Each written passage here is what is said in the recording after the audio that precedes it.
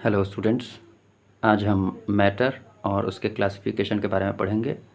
Anything which occupies space is called matter. Matter हम किसी भी पदार्थ, कोई भी वैसी वस्तु जो स्थान छेंकती हो और उसके पास द्रव्यमान हो, उसे हम मैटर कह सकते हैं। इसके अंतर्गत दोनों विजिबल और इनविजिबल सब्सटेंसेस आ जाते हैं, जैसे एयर इनविजिबल है, वाटर और सॉयल सब इसके अंदर आते हैं, क्लासिफाई किए जाते हैं, अब इंक्लूड किए जाते हैं। अब मैटर को दो फंडामेंटल्स के बेस पे क्लासिफाई किया गया है। First on the basis of physical state और second on the basis of composition और नेचर। अब on the basis of physical state NCERT ने 3 भागों में विभाजित किया है, सॉलिड, लिक्विड और गैस। अदर बुक्स में आपको कभी कहीं कहीं देखने को मिल जाएंगी प्लाज्मा स्टेट और बोस-आइंस्टीन कंडेंसेट। यहाँ एक मैंने आगे सॉलिड, लिक्विड और गैस का इंट्रोडक्शन दिया है इसी वीडियो में, और सॉलिड स्टेट के बारे में एक particular chapter 12th first volume NCERT में आपको पढ़ना है। आगे on the basis of composition और नेचर मैटर को 2 भागों में विभाजित किया गया है, मिक्सचर और प्योर सब्सटेंसेस। फिर इन दोनों के डेफिनेशंस और इन दोनों में डिफरेंस भी आगे इस वीडियो में है। मिक्सचर को हम किसी भी रेशियो में इसके कंपोनेंट्स को मिला के बना सकते हैं, बट प्योर सब्सटेंसेस के जो कंपोनेंट्स होते हैं वो एक फिक्स्ड रेशियो में मिलते हैं। मिक्सचर 2 प्रकार का होता है, homogeneous, heterogeneous. Homogeneous uniform through out होते हैं इसके कंपोनेंट्स, आगे डिटेल में मैं इसी वीडियो में बताऊंगा। और हेट्रोजीनियस, इसके जो कंपोनेंट्स होते हैं वो यूनिफॉर्म थ्रू आउट मिक्सड नहीं होते। होमोजीनियस के कुछ एग्जांपल्स हैं, जैसे हम अपने घर में शरबत पीते हैं, चीनी पानी। और हेट्रोजीनियस इमल्सन, जैसे वाटर ऑयल सॉल्यूशन आप घर पे देख सकते हैं, वो थ्रू आउट मिलता नहीं है। प्योर सब्सटेंसेस में अगर हम देखें तो प्योर सब्सटेंसेस 2 प्रकार के होते हैं, एलिमेंट और कंपाउंड। एलिमेंट में सेम एटम या तो एक दूसरे से कनेक्टेड रहेंगे और एक्सटेंड करके एलिमेंट बनाएंगे, या सेम एटम एक साथ मिलके मॉलिक्यूल का निर्माण करेंगे और फिर उनके मॉलिक्यूल एक्सटेंड करके एलिमेंट का निर्माण करेंगे। मतलब एटम्स सेम होंगे, एलिमेंट के एटम्स सेम होते हैं। अब ये एटमिक स्टेट में भी हो सकता है, मॉलिक्यूलर स्टेट में नहीं रह के, जैसे सोडियम वगैरह। इनको भी मतलब लिख के इस आगे वीडियो में आप लोगों को शेयर करूँगा। जैसे सोडियम है, Cu है, इनके एटम्स मॉलिक्यूलर स्टेट में नहीं पाए जाते। और वहीं ऑक्सीजन O2 के रूप में पाया जाता है, O3 के रूप में पाया जाता है, हाइड्रोजन H2 के रूप में पाया जाता है, सल्फर S8 के रूप में पाया जाता है। तो इन जो तत्वों के एटम्स हैं वो मॉलिक्यूलर स्टेट में पाए जाते हैं। आगे कंपाउंड में 2 और मोर डिफरेंट एटम्स मिलके कंपाउंड बनाते हैं। कंपाउंड के एटम्स हमेशा डिफरेंट एलिमेंट के होंगे। अगर सेम एलिमेंट का एटम है तो वो कंपाउंड नहीं होगा, वो एलिमेंट को रिप्रेजेंट करेगा। और डिफरेंट एलिमेंट के एटम्स कंपाउंड को रिप्रेजेंट करते हैं। दूसरे शब्दों में, डिफरेंट एटम्स से मिलकर जो मॉलिक्यूल बनता है उसको हम कंपाउंड का मॉलिक्यूल कहते हैं। जैसे NO2, नाइट्रोजन डाइऑक्साइड, एक मॉलिक्यूल है कंपाउंड का, क्योंकि इसमें एक नाइट्रोजन है जो डिफरेंट एलिमेंट का एटम है, और ऑक्सीजन है जो डिफरेंट एलिमेंट का एटम है।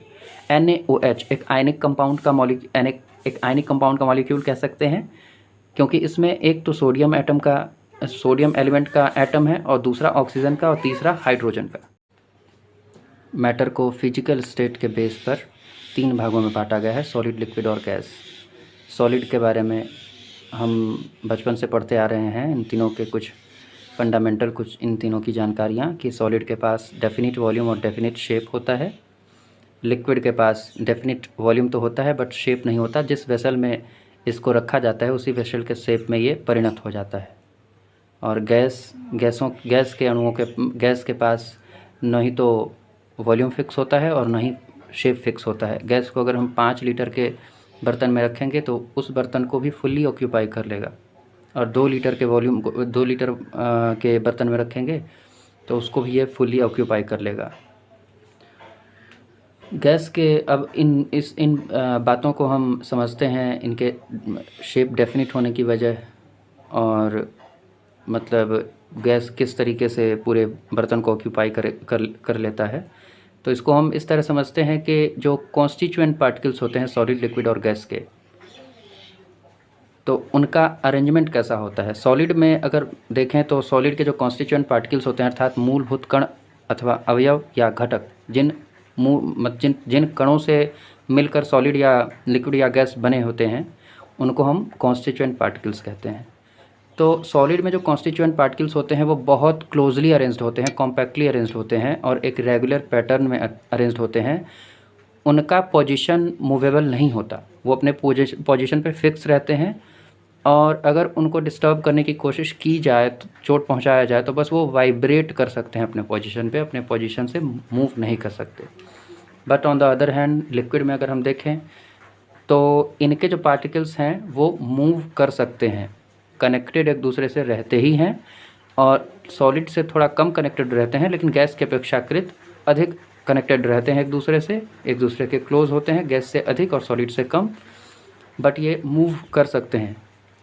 और गैस में एक जो गैस के कॉन्स्टिट्यूएंट पार्टिकल्स हैं वो अगर कहें तो कनेक्टेड नहीं होते ओवरऑल एक दूसरे से, स्यूडो फोर्सेस इनके बीच काम करता है। स्यूडो फोर्स अगर हम कहें तो स्यूडो फोर्स के जैसा, जैसे कोई दूसरा लड़का एक शुभम के जैसा हो सकता है, लेकिन 100% शुभम कोई दूसरा लड़का नहीं हो सकता, तो उसको स्यूडो शुभम कह सकते हैं, शुभम के जैसा दिखने वाला। तो फोर्स के जैसा वांडरवाल फोर्स या इस तरीके का कोई पुअर फोर्स लग सकता है, जिनको हम स्यूडो फोर्स कहते हैं। तो गैस के कॉन्स्टिट्यूएंट पार्टिकल्स के बीच में कोई फोर्स नहीं होता, स्यूडो फोर्सेस होते हैं और इसलिए इनके जो पार्टिकल्स होते हैं वो एक दूसरे से बॉन्डेड नहीं होते हैं और ये जिस किसी भी बर्तन में रखे जाते हैं उस बर्तन को फुली ऑक्यूपाई कर लेते हैं। कॉम्पोजिशन अथवा नेचर के बेस पर मैटर को दो भागों में डिवाइड किया गया है, मिक्सचर और प्योर सब्सटेंसेस। अभी हमारे सामने मिक्सचर है। मिक्सचर का डेफिनेशन क्या है, तो जब दो या दो से अधिक पदार्थों को किसी भी अनुपात में मिलाया जाता है तो मिक्सचर का निर्माण होता है। Mixture is formed by the combination of 2 और मोर सब्सटेंसेस इन एनी रेशियो। यहाँ गौर करने वाली बात है कि एनी रेशियो, किसी भी अनुपात में। अगर पानी में 2 चम्मच चीनी हो तो भी वो मिक्सचर है और पानी में अगर 4 चम्मच चीनी हो तब भी वो मिक्सचर है। मिक्सचर के 2 टाइप्स हैं, पहला है होमोजीनियस मिक्सचर, दूसरा है हेट्रोजीनियस मिक्सचर।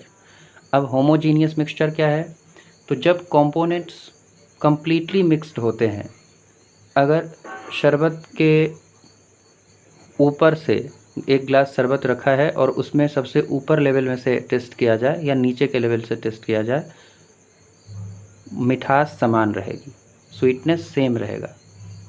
अर्थात क्या है कि इसके जो अवयव हैं शरबत के, पानी और चीनी, वो थ्रू आउट मिले हुए हैं, कम्प्लीटली एक दूसरे से मिले हुए हैं और जो कॉम्पोजिशन है वो यूनिफॉर्म थ्रू आउट है। यूनिफॉर्म थ्रू आउट मतलब पूरे मिक्सचर में मिठास एक समान बनी है, एक समान बनी रहेगी, तो उसको होमोजीनियस मिक्सचर कहते हैं। होमोजीनियस मिक्सचर का डेफिनेशन एक बार और सुन लें कि जब अवयव एक दूसरे से पूरी तरीके से मिश्रित होते हैं और जो बनावट होती है वो संपूर्ण मिश्रण में एक समान होती है, तो उसे हम होमोजीनियस मिक्सचर कहते हैं। That means components are mixed completely and composition is uniform throughout। Example क्या है, शुगर, वाटर और एयर। अब दूसरा है हेट्रोजीनियस मिक्सचर। हेट्रोजीनियस मिक्सचर में components are not mixed completely, components एक दूसरे से पूरी तरीके से नहीं मिश्रित हो पाते और कंपोजिशन इसीलिए थ्रू आउट यूनिफॉर्म नहीं हो पाता। अगर हम शुगर साल्ट देख लें, चीनी और नमक को मिलाया जाए तो नमक नीचे की ओर बैठ जाएगा और यूनिफॉर्म थ्रू आउट इसका कंपोजिशन नहीं रह जाता है। इसी तरीके से इमल्सन। अब इमल्सन में क्या आता है, वाटर ऑयल या ऑयल वाटर। तो या पानी में हम 1 चम्मच तेल डाल दें या तेल में हम 1 चम्मच पानी डाल दें, घर पे एक्सपेरिमेंट करके देख सकते हैं, वो थ्रू आउट मिक्स नहीं हो पाता, कम्प्लीटली मिक्स नहीं हो पाता। और भी एग्जांपल्स हैं इसके, पानी में अगर मिट्टी डाला जाए और उसको चर्न किया जाए, मिलाया जाए, तो मिट्टी का अधिकांश भाग नीचे बैठ जाएगा। नेक्स्ट है प्योर सबस्टांसेस। प्योर सबस्टांसेस, इसकी डेफिनेशन अगर हिंदी में दें तो दो या दो से अधिक अवयवों को जब एक निश्चित अनुपात में मिलाया जाता है तो शुद्ध पदार्थ अथवा प्योर सबस्टांसेस का निर्माण होता है। इंग्लिश में दिया गया है सामने, components of pure substances are combined in a fixed ratio. यहाँ फिक्स्ड रेशियो पर ध्यान देने की ज़रूरत है। मिक्सचर में एनी रेशियो हुआ करता था। अब प्योर सबस्टांसेस के दो टाइप्स हैं, एलिमेंट्स और कंपाउंड्स। एलिमेंट्स में एटम्स सेम होते हैं और वो एटम्स या तो एटॉमिक स्टेट में पाए जाते हैं या मॉलिक्यूलर फॉर्म में पाए जाते हैं। एटॉमिक स्टेट में आप देख सकते हैं सोडियम, कॉपर और सिल्वर, और मॉलिक्यूलर स्टेट में जब सेम एटम्स एक दूसरे से कंबाइन करके अलग अलग मॉलिक्यूलर फॉर्म बनाते हैं। जैसे ऑक्सीजन में दो ऑक्सीजन एटम्स मिलके O2 के फॉर्म में एग्जिस्ट करते हैं, नाइट्रोजन में भी ये N2 के रूप में एग्जिस्ट करते हैं, जबकि सल्फर में S8 के रूप में एग्जिस्ट करते हैं, फॉस्फोरस P4 के रूप में। इस तरीके से एलिमेंट्स सेम एटम्स से मिलके बने होते हैं, या तो वो एटॉमिक स्टेट में होंगे और या मॉलिक्यूलर स्टेट में होंगे। अब कंपाउंड्स में अलग अलग तत्वों के दो या दो से अधिक परमाणु एक निश्चित अनुपात में मिलकर यौगिक का निर्माण करते हैं। कंपाउंड्स को हिंदी में यौगिक कहते हैं। सामने देखें, compounds are formed of two or more atoms of different elements combined in a fixed ratio. Ratio पर कंपाउंड्स में ध्यान देने की आवश्यकता है, क्योंकि अगर रेशियो थोड़ा सा भी अलग हुआ तो कंपाउंड अलग हो जाएगा। यहाँ एक नाइट्रोजन दो ऑक्सीजन है तो ये अलग कंपाउंड है जिसका नाम है नाइट्रोजन डाइऑक्साइड, और अगर एक नाइट्रोजन और एक ऑक्सीजन है तो इसका अलग नाम है नाइट्रिक ऑक्साइड। दो हाइड्रोजन और एक ऑक्सीजन है तो नाम है वाटर या H2O, और दो ऑक्सीजन और दो हाइड्रोजन है तो इसका नाम है हाइड्रोजन पर ऑक्साइड। फॉर्मूला अलग होने से, जैसे NO2 और NO इनके फॉर्मूले अलग अलग हैं तो इनके गुणधर्म भी अलग अलग हो जाएंगे। NO2, NO, H2O, H2O2 ये कोवलेंट कंपाउंड्स हैं।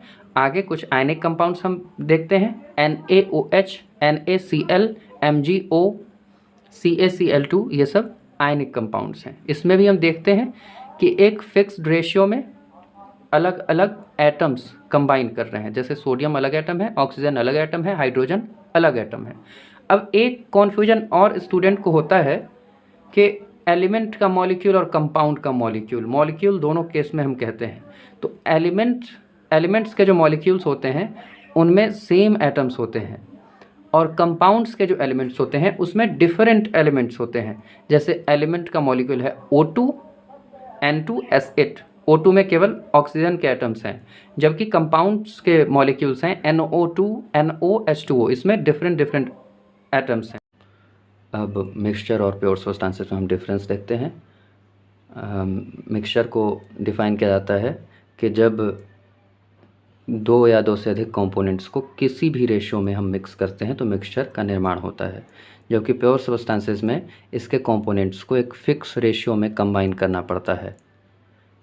अगर रेशियो अलग होगा तो प्योर सब्सटेंस भी अलग होगा, जैसा कि इसका एग्जांपल दिया गया था। इससे पहले प्योर सब्सटेंसेस को जब डिटेल में बताया गया था कि अगर एक नाइट्रोजन एक ऑक्सीजन से कंबाइन करता है तो अलग कंपाउंड बनता है, कंपाउंड को भी प्योर सब्सटेंस में ही इंक्लूड किया जाता है। और अगर एक नाइट्रोजन दो ऑक्सीजन से कंबाइन करता है तो अलग कंपाउंड बनता है, नाइट्रिक ऑक्साइड NO, और NO2 को क्या कहते हैं, नाइट्रोजन डाइऑक्साइड। अब दूसरा डिफरेंस है कि जो मिक्सचर के कंपोनेंट्स हैं उनको सिंपल फिजिकल मेथड से अलग किया जा सकता है।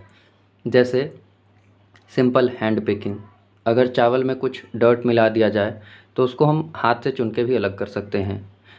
क्रिस्टलाइजेशन क्या है, तो डिसोल्यूशन का रिवर्स प्रोसेस है। डिसोल्यूशन, जैसे पानी में अगर चीनी को घोलते हैं तो उसको डिसोल्यूशन कहते हैं, और फिर अगर पानी को गर्म किया जाए तो एक समय ऐसा आएगा कि पानी वाष्प बन के उड़ जाएगा और चीनी बच जाएगा उसमें, तो उसको हम कहेंगे क्रिस्टलाइजेशन।